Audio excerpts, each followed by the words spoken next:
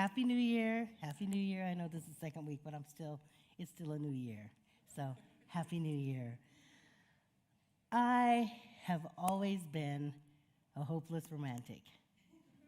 A good rom-com is my jam. I love happy endings, and I tear up every time the protagonist's dreams come true. And every victory is so much sweeter after heartbreak. You know the drill. They meet, they fall in love, somebody does something stupid, then they realize the error of their ways, and they come back together stronger than ever. And I eat that stuff up.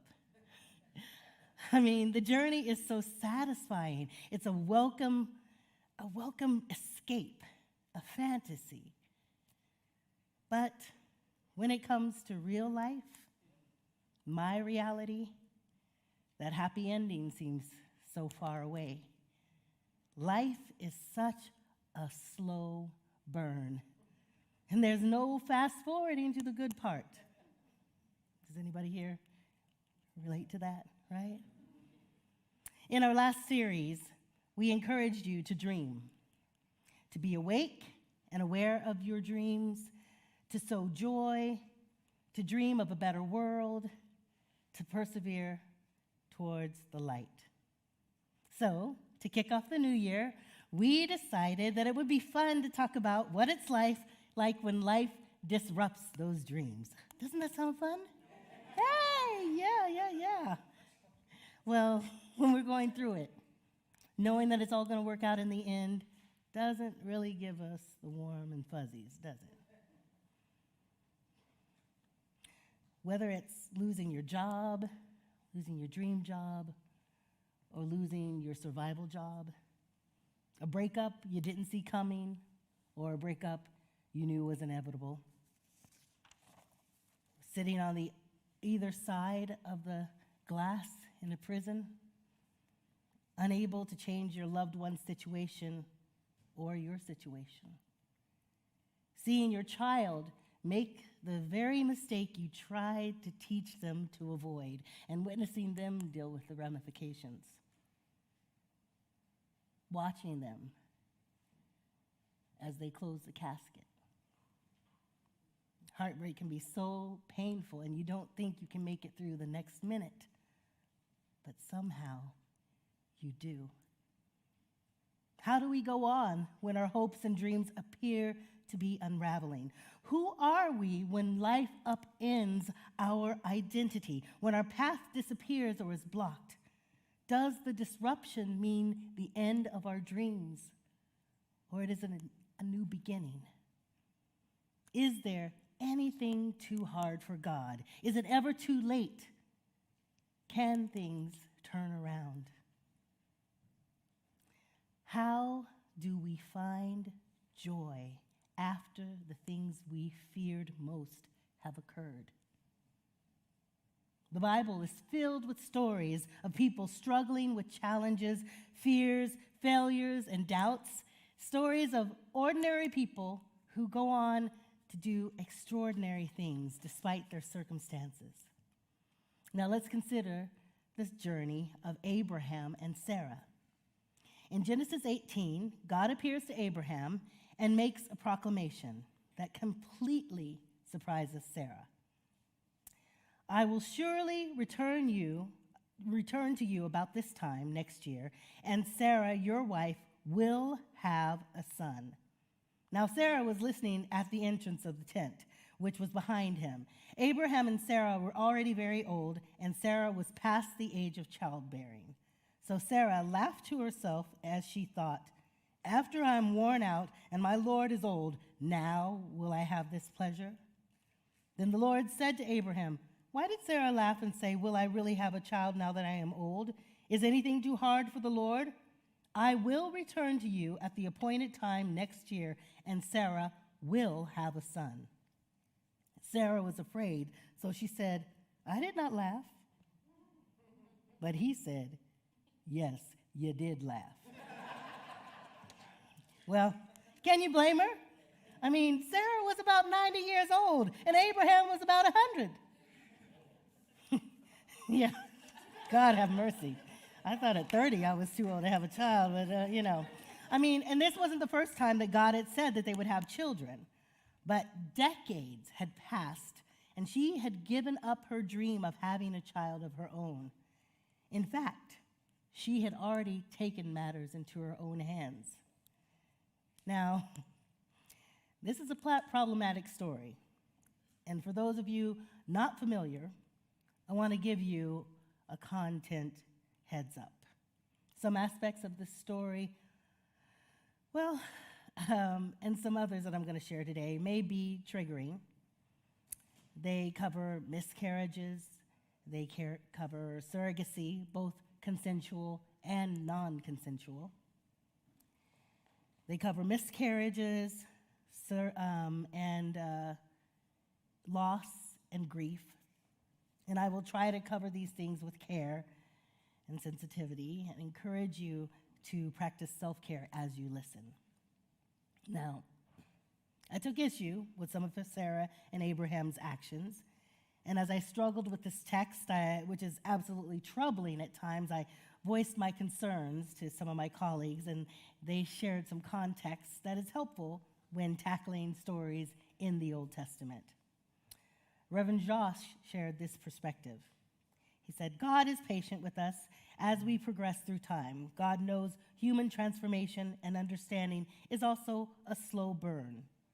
God was patient with us as we evolved, progressed as humans to learn how to better love ourselves, others, and God. Reverend Bonita said, that's the beauty of progressive Christianity.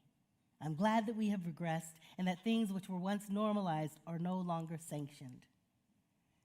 Founding pastor Jonathan Williams said, what I found hopeful is that in the midst of a lot of pain, poor decisions, setbacks, and everything else, God is still at work. God gives us free will, and God shows us grace. Even when we are disobedient, cruel, or doubtful, God still blesses us. God sustains us as we deal with the ramifications of our actions or the actions of others. And best of all, God provides what we need to make it through the disruption. As written in Romans 8, and as sung just a few minutes ago, God makes things work out for our good. It's important to know, all things don't just work for your good. God makes things work out for your good. So there's going to be things happening that are not necessarily good. But you'll make it through because God is with you. Now, can I also say that I'm grateful I do not live in the Old Testament times? All right? Can I get an amen on that? All right? So let's continue with Sarah and Abraham's story to see God at work in a situation that seems godless. I'm going to rewind to Genesis 18. At that time, Abraham was called Abram, and Sarah was called Sarai. And since she had been unable to conceive, Sarai convinced Abraham to take her slave Hagar as a second wife so they could build a family through her. But after Hagar got pregnant, Sarai was filled with remorse and jealousy. She blamed Abraham for her grief, but she unleashed her frustrations on Hagar, and Abraham allowed it. So even though Hagar had no choice in the matter and had only done what Sarai had ordered her to do, Sarai mistreated Hagar and their son Ishmael. It was a mess all around. They had unraveled. Now, but before we judge them, let's take some personal inventory, okay? Can you think of a time you made a decision out of desperation? Did that decision cause further grief to you or to someone else? Have you ever wanted something so badly that you did something you thought you would never do? Did privilege or cultural norms allow you to disregard the effects of your decisions on someone else? Aren't you grateful that God didn't cut you off? Even after making mistakes, God continued to bless you. I know I'm so grateful that God didn't cut me off when I did some mess. And here's where Jonathan suggested that I provide an example of something I've done, and to which I say, it's none of your business. So let's go back to the story of Abraham and Sarai, all right? So after the mess they created, trying to help God, God changes Abram's name to Abraham, which means father of a multitude, and Sarai's name to Sarah, mother of nations, and tells Abraham in Genesis 17, I will bless her and will surely give you a son by her. I will bless her that she will be the mother of nations. Kings of peoples will come from her. And this time, it was Abraham that laughed. So in Genesis 18, when Sarah laughs, she was only echoing the surprise and disbelief Abraham had shown in the previous chapter. Now, Jonathan preached on this a few years back, and he interpreted Sarah's laugh as more of a curse, right?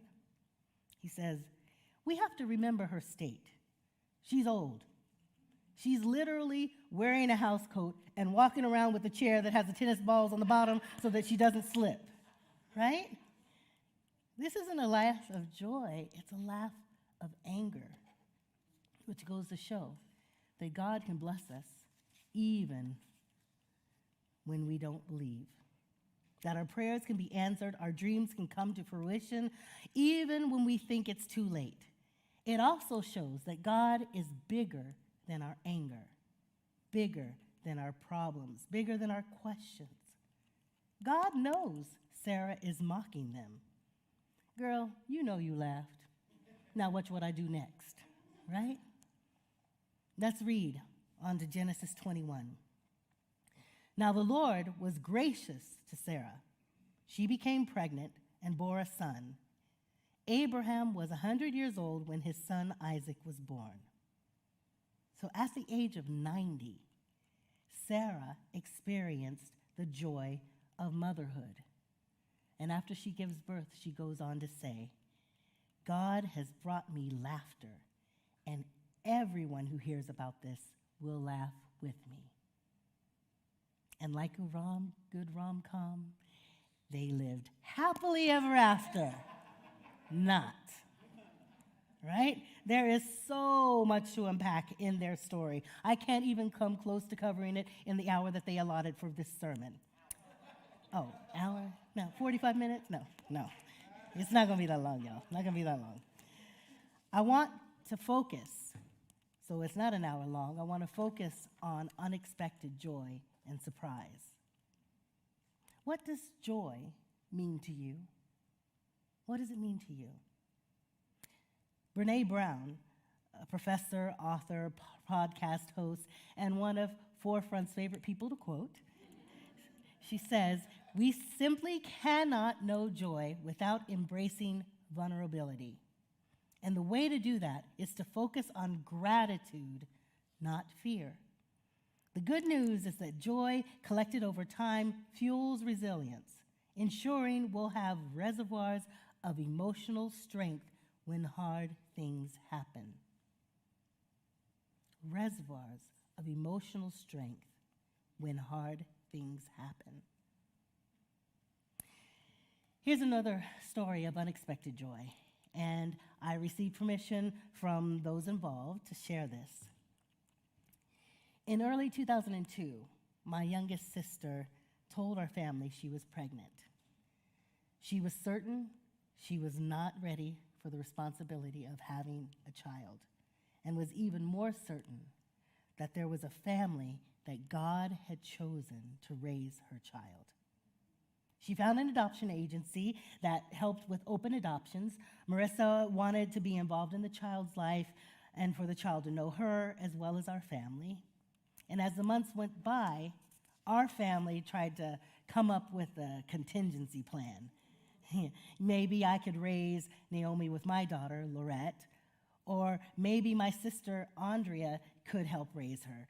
But Marissa was adamant that the parents that God set aside would be found. My sister gave birth to a beautiful baby girl and named her Naomi.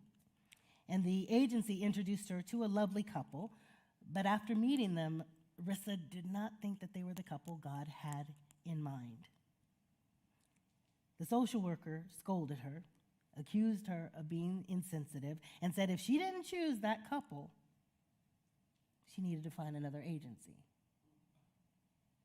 So, knowing the Lockett family, Marissa did. She found another agency. Now, secretly, or maybe not so secretly, we did think that Marissa had unraveled. And I'm not proud to admit it, but, I kind of thought she was delusional. I mean, how many black couples were out there who met her criteria? Could she afford to be so picky? I knew it would be a struggle, but couldn't our family make it work?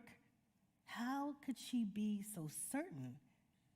Well, unbeknownst to me, Marissa had access to that reservoir that Brene talked about. Yes, she was vulnerable, in a position she had not planned, and she believed God would provide. The new adoption agency introduced Rissa to Rodney and Leisha, who had recently adopted a baby boy, Leachai, through that agency. Now, the agency's only concern was that perhaps the couple weren't ready to adopt again. But the couple agreed to meet, and as soon as they saw Naomi, they knew they had found their daughter. You see, Rodney and Leisha had lived through their own unraveling.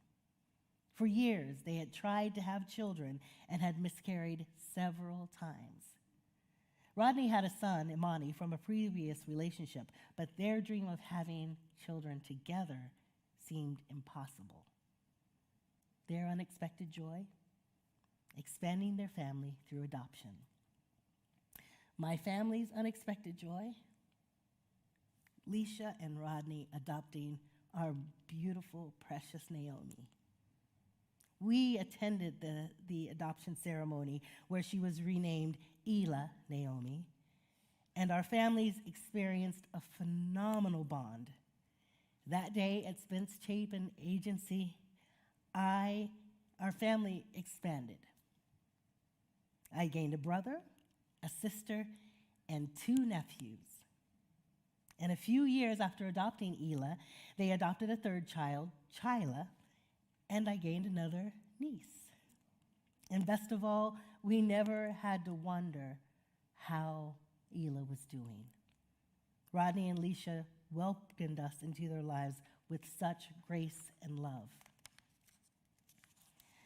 About 8 years after Ela's adoption, we were all together at one of our family gatherings, and Ela said she had an announcement. Mommy's pregnant. Yeah, talk about unexpected joy, right? I mean, Abraham and Sarah popped into all of our heads. I mean, they were nowhere near that old, right? But it was extraordinary. In her mid-40s, after adopting 3 children, after circumstances said it wasn't possible, Leisha was pregnant. Last week, Leisha and I met for brunch. She's now an assistant priest at St. Peter's Episcopal Church in the city, and she's preaching this morning as well.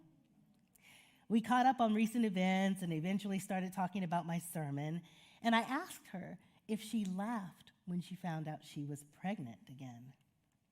And she said it was more like, yeah, right, God. I mean, she had been there many, many times before, and her unexpected joy was just filled with fear and anxiety. It was mixed with fear and anxiety. She said, 16 weeks was the longest I had been able to keep a pregnancy.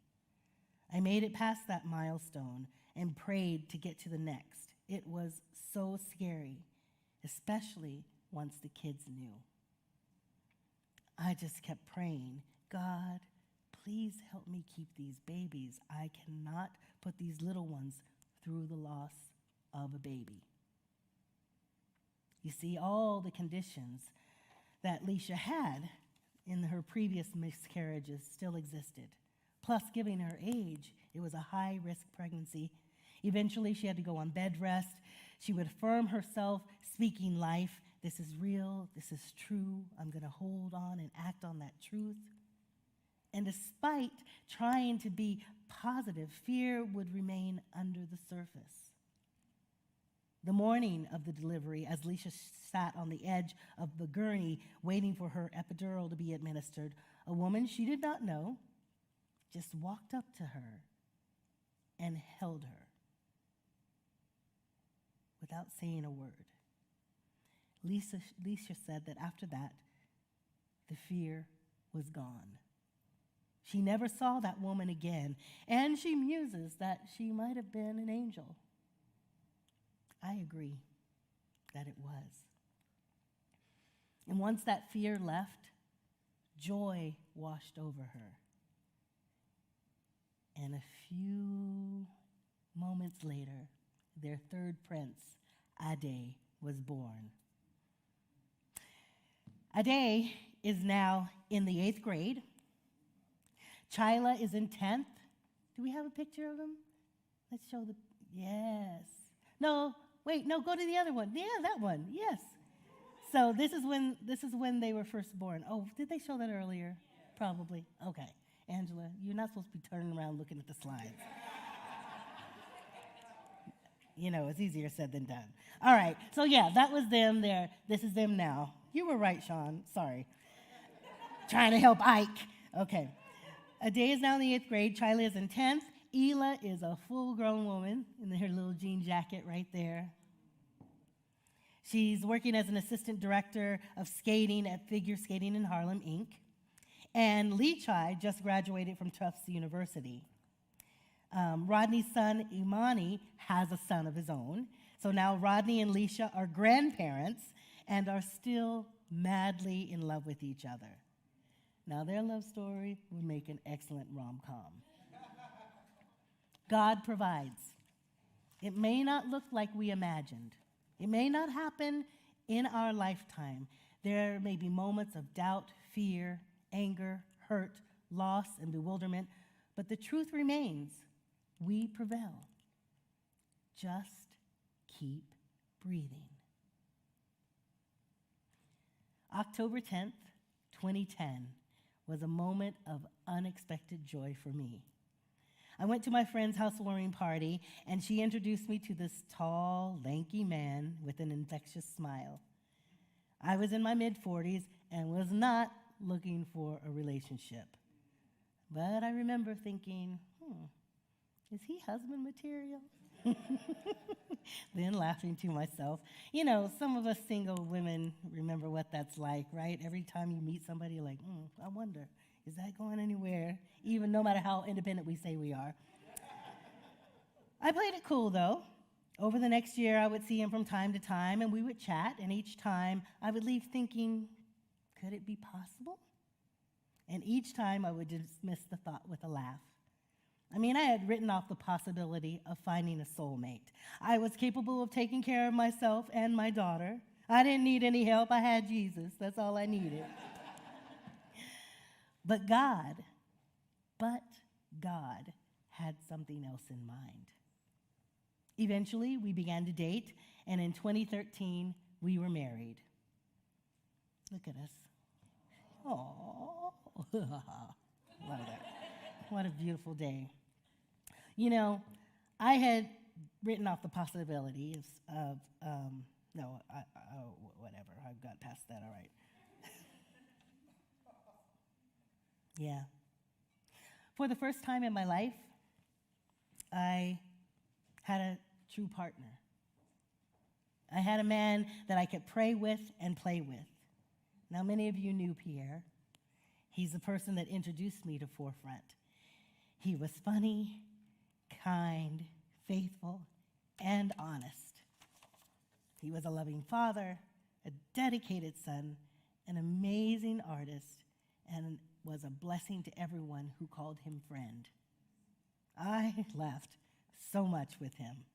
And even when he got on my last nerve, which was often, I still wanted him here with me. And then in the wee hours of October 9th, 2021, the day before our meet anniversary, my dream of growing old with this beautiful man unraveled.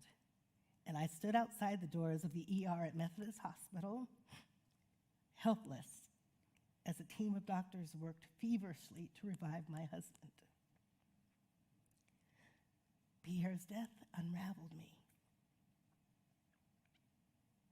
Then, every person God sent my way took strands of my tattered life and held them, literally and figuratively keeping me from falling apart. They poured into that reservoir and continue to do so. Today, my unexpected joy is the fact that I can stand here, still somewhat unraveled, yet stronger and more alive than I have ever been. Every day I draw from that reservoir that was poured into by so many people, some of which are here or watching online today, and by some who made their transition from this realm, including my beloved Pierre. I don't know what tomorrow will bring, but I know I will persevere. As you journey through this life, there will be periods of disruption. Perhaps you sit here now unraveled, broken, depleted. I encourage you to hold on. You will not come undone. There are people in your life who have poured into your reservoir. And for those of you who don't feel like you have a reservoir right now, I acknowledge your grief. That's okay.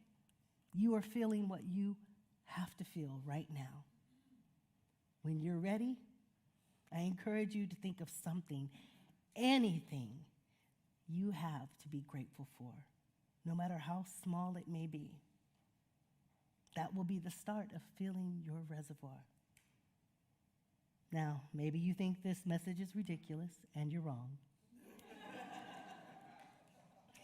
But maybe you feel that way. It's okay to laugh. There's something freeing about it. Go ahead and laugh at the ridiculousness of life. Then put on your grown person drawers and keep on living. Don't give up. And please know, you don't have to go through this alone. There are people in this very room who helped me through my darkest days. Days when I was literally walking through the valley of the shadow of death. They have the capacity to support you too. Whether you're here in this room or whether you're watching online. People who will pray with you, even if they don't know you.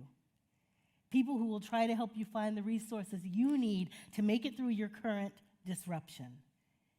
If your reservoir is empty, draw from the reservoir that is right here in this room.